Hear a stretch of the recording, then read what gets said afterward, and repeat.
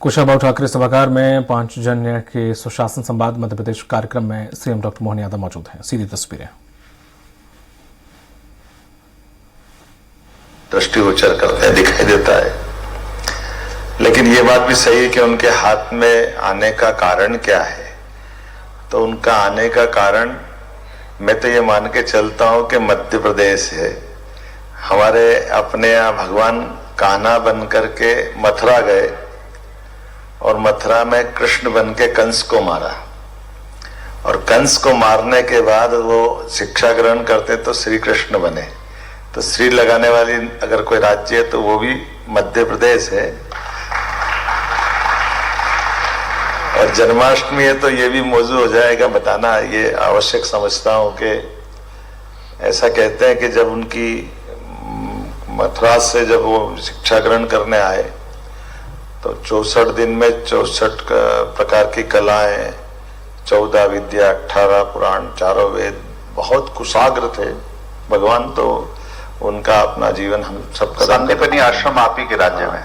तो गुरु जी को गुरु दक्षिणा देने के लिए उनने, गुरु माता ने एक दिन पहले बोला ये थोड़ा सा ऐसा पक्ष है जो सबके बीच में आना भी चाहिए कि ये जो पुनर्दत्ता है सांदीपनी जी का पुत्र है, और कंस जब अपनी सत्ता बढ़ा रहा तब ये उनका आश्रम सांदीपनी आश्रम बनारस में था, काशी में। लेकिन जब कोई निरंकुश शासक सत्ता संभालता है तो सारी व्यवस्था ध्वस्त कर देता। तो सांदीपनी जी ने अपना आश्रम बंद करके एक छोटे 6 माह के बच्चे को लेके पत्नी और वो गुरु माता और ऐसे गुजरात के क्षेत्र से गुजरते हुए पहुंचे थे। और वो अपने, जैसे उनकी ख्याति बहुत थी कि बहुत श्रेष्ठ आचार्य थे, उस नाते से उनकी उस ख्याति का कभी, जैसे कोई अच्छा परमाणु वैज्ञानिक हो या मिसाइल मैन अब्दुल कलाम जैसे अपने यहाँ थे, अब ये कभी कोई दुश्मन देश के हाथ में पड़ जाए तो हर कोई अपना लाभ लेना चाहता है।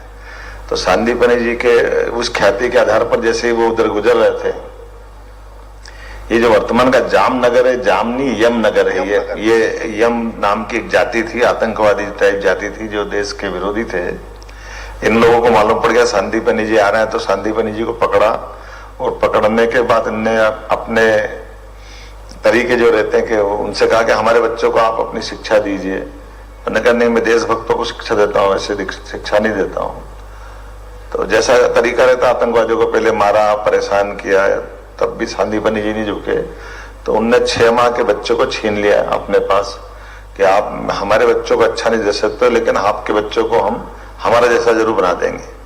वो 6 माह का बच्चा छोड़ करके दोनों घूमते हुए वापस उज्जैन आए। राजा सूरसेन यादव की नगरी उज्जैन थी उस समय। उनने अपना गुरुकुल खोला, 1 साल 2 साल दिन भर बच्चों के बीच टाइम पास करते, पढ़ाते, और रात में रो धो के अपने बच्चों का स्मरण करते सो जाते। ये जो मैं बता रहा हूँ ये दौर आता है कि जब 64 दिन की इधर मथुरा पे कंस को मारने के बाद जरासंध का आक्रमण होने वाला था, तो मथुरा समाचार आ रहे थे कि तुरंत कृष्ण और बलराम को भेजो, मथुरा को बचाएगा कौन। तो ये इधर भगवान कृष्ण पे दबाव, वो तुरंत वहां जाने के लिए गुरुदक्षिणा की बात माता ने निकाल दी कि कृष्ण कल तुम जा रहे हो तो अपने गुरु जी को गुरुदक्षिणा क्या दोगे। तो उन्होंने कहा माँ आप जो चाहोगे मैं तैयार हूं। तो वो याद दिलाती कि तुम अगर गुरुदक्षिणा देना ही चाहते हो तो मुझे पूरा भरोसा है, तुम्हारी उम्र 11 साल की, तुम्हारे आसपास का ही मेरा बेटा है, वो जो प्रभास पाटन का क्षेत्र है वहाँ ये ऐसे करके आतंकवादियों ने ले लिया, तुम उसको अगर ला सकते हो तो बहुत अच्छी बात हो। भगवान कृष्ण ने तुरंत मथुरा का दिमाग से हटाया और उन्होंने कहा नहीं, अगर ऐसा है तो मैं सबसे पहले प्रभास पाटन जाऊंगा। भगवान अपने बड़े भाई बलराम जी को साथ लेते हैं। फिर वो कहते हैं मुझे जाके लड़ना पड़ेगा, तो लड़ने के लिए कुछ हथियार वगैरह चाहिए, कुछ मैं क्या करूंगा। तो उन्होंने कहा आश्रम में ये नहीं होता है। तो फिर वो परशुराम जी ये सांदीपनी जी से बात करते हैं। तो सांदीपनी जी पहले तो अपनी पत्नी पे नाराज होते हैं कि अपने शिष्य के ऊपर हमारा शिक्षा का प्रेम होना चाहिए, निजी जीवन में अपने कष्ट में उसको सहभागी नहीं बनाना चाहिए। वो पहले नाराज हुए, तब भी कृष्ण भगवान ने कहा, उनको मालूम तो पड़ी गई, तुमने गुरुजी आप चिंता मत करो, ये मेरा दायित्व है, मैं अपने भाई को लेके आऊंगा। तो मेरे को कोई हथियार चाहिए। तो सांदीपनी जी कहते हैं कि ये अभी वर्तमान का इंदौर जाना पाओगे पहाड़ी पे, उनने को परशुराम जी मिलेंगे वहां पे, उनके पास हथियार रहते हैं, उनके पास का काम है ये। तो हम सब जानते हैं परशुराम जी का एड्रेस लेकर के पहले से कृष्ण भगवान जाना पाओ जाते हैं, परशुराम जी उनको सुदर्शन चक्र देते हैं। हमारी सरकार ने तय किया कि ऐसे स्थान को तीर्थ बनाएंगे, इसलिए जाना पाओ को उसी कारण से तीर्थ बनाना है। और सुदर्शन चक्र लेकर के जब भी जाते हैं गुजरात, और गुजरात में उनका युद्ध होता है, युद्ध में वो जीतते हैं, पुनर्दत्ता को साथ ले लेते हैं और फिर राजा रेवत वहां पुनर्स्थापित करते हैं जो आतंकवादियों को हटा करके। तो राजा रेवत अपने उस पूरे काम में भगवान कृष्ण की भूमिका देख करके प्रसन्नता से एक पांचजन्य नाम का शंख देता है जो यम से छीना रहता है। वो पांचजन्य शंख जीवन भर भगवान कृष्ण के हाथ में रहा है। तो ये एक तरह से उसकी कहानी है। तो पांचजन्य और सुदर्शन चक्र, भगवान मथुरा जब जाते हैं तो ये दो अमूल्य धरोहर जीवन भर उनकी युद्ध के उद्घोष के लिए उनके साथ रहती है। बहुत सुंदर आपने गुरु दक्षिणा की बात भी की, भगवान श्री कृष्ण की बात भी की, और आज जैसा यहाँ उत्सव जैसा माहौल है, तो गुरु पूर्णिमा हो, गुड़ी पड़वा हो और रक्षाबंधन हो, आपने हर चीज को एक जो वास्तविक सामाजिक उसमें उत्साह होता है वो उत्सव में रिफ्लेक्ट होने लगा है, आपने उसे उत्सव बना दिया। श्री कृष्ण जन्माष्टमी के बारे में क्या विचार है? अब देखिए ये बात सही है कि सरकार के नाते से हमको तो हमारे समाज से जुड़े हुए सभी पक्ष में खास करके ये जो अवसर आते हैं इससे हमको हमारे समाज को जो दृष्टि देने वाला अवसर ढूंढना चाहिए।